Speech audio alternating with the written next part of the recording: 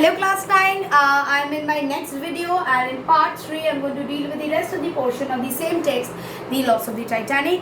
I have bulleted out something, so if you want you can just look at it, that which part or what are the highlighted points that we are going to go through in this part of the video. So let's see.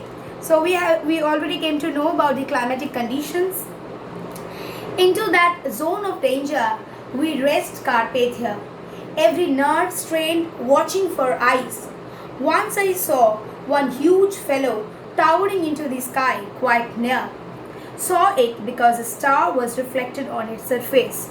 So when I was just looking at it, I saw a huge, ice, and I could see that ice because there was a star just above it, which was reflecting the light on it. So I could be very sure. A tiny beam of warning which guided us safely past. So there was a tiny warning for us and we could safely pass by that iceberg. If only some such friendly star had glistened into the eyes of the lookout on the Titanic. Well, it was not to be. So if that kind of friendly star, could, shine above any of those icebergs, then maybe Titanic could also remove its way and could also be saved. But alas, it is not so. It did not happen like that. Before I could take the bridge, however, there were 1,001 things to be done. Before I could take it forward, there were a lot of things that is to be done. They were started at once. Everything started all at once.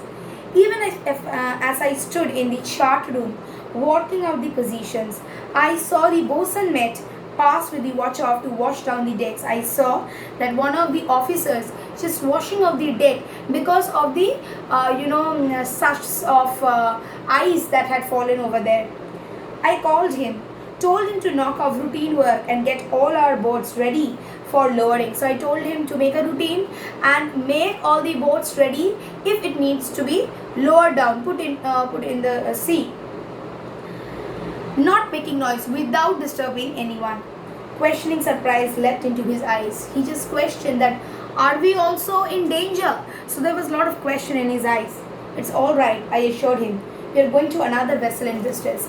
Our ship is all right, don't worry. We are going to another ship that is in a problem. The first officer I called was the engineer. So the first officer that I called was an engineer. Speed was the imperative need. Speed has to be more. The more the speed, the faster we'll reach. When he had gone to turn out his extra watch, and soon as the men heard what was wanted and why many of them went to work without waiting to dress, good fellows, I had up the English doctor pursuer, the chief steward, and to this I have gave instructions. Everybody on board, they were together and they were actually fighting for only one cause, to save the Titanic. It was already 9, most of them were on their bed, they must be sleepy. They did not get time even to change their uniforms. They were all wearing whatever they were on and they were working without their proper uniform. They were just in their normal clothes. That means they did not even get time, or they did not take that time in order to, he did not take that time in order to somehow if it takes a lot of time, if changing the uniform takes a lot of time, they did not take that risk also. They were just at work. So such was the dutifulness of all the people who were on board. Meanwhile, we were plowing on through the night, a brilliant night of stars.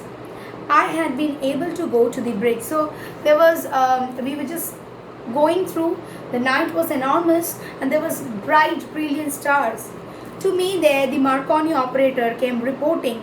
He had picked up a message from the Titanic to the Olympic asking the latter to have all her boats ready. So then the Marconi operator had come. The Marconi operator informed that Olympic had informed that Titanic had asked them, people from Titanic had asked them to prepare their boats ready. The sense of tragedy was growing, so there was something wrong. But the Olympic homeward bound. But it was homeward. It was bound to go homeward. It was Olympic was little far. Olympic is another ship which was also there. So Titanic had asked help from both Carpathia and Olympic. But Carpathia was nearer to Titanic than Olympic. Although both of them were far, but Carpathia was to some extent nearer to than Olympic. Okay. Titanic had also called us. They asked how long we should be getting up.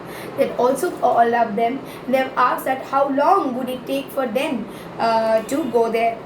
Say about 4 hours, I told the operator. We did it in 3.5. So I just told 4, but actually we went over there within 3.5 hours. Such was the speed. Not only punctual, but before time, because they all wanted to save the ship. And tell her we shall have all our boats in readiness, all other preparation necessary to receive the rescued. So all other preparation that is needed to rescue, all will be done. Okay. While we were talking together, I saw a green flare about a point on our port bow. So while we were talking about this matter, I saw a green light. Okay, there's her light. I tried pointing. She must be still afloat. I can see the light. I think it's still floating. This looked like good news, so something good we can expect. An hour before, the Marconi operator had brought me a message from the Titanic that the engine room was failing. The engine room, there was waterlogging. The waterlogging had already started. That looked fatal. That was very, dangerous, because if the engines don't work, then a Titanic cannot move. It left little doubt that she was going down. So we all knew that it's going down. So to catch that green flare brought renewed hope. So that green light, that maybe it is safe still, it brought a different kind of hope. Almost at once, the second officer reported the first iceberg. So the second officer, he reported that there was an iceberg.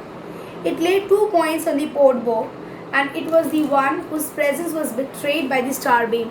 And that was the iceberg whose presence even the stars could not, symbolize.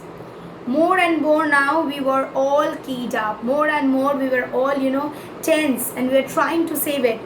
Icebergs loomed up and fell astern. We never slackened, though sometimes we altered course, suddenly to avoid them. It was anxious time. With the Titanic's fateful experience very close in our mind, there were 700 souls on Carpathia. We were thinking about our ship also. There were 700 souls in Carpathia. These lives, as well as the survivors of Titanic herself, depended on the sudden turn of will. So how we move the will, how we pass by this iceberg, the life of not only the 700 people on board that we are carrying, but also those people who need to be rescued, their life is also depending on us. So our journey was very, very crucial. In my next video, I shall continue with the next portion of the Titanic. Hope you are enjoying the text. Thank you.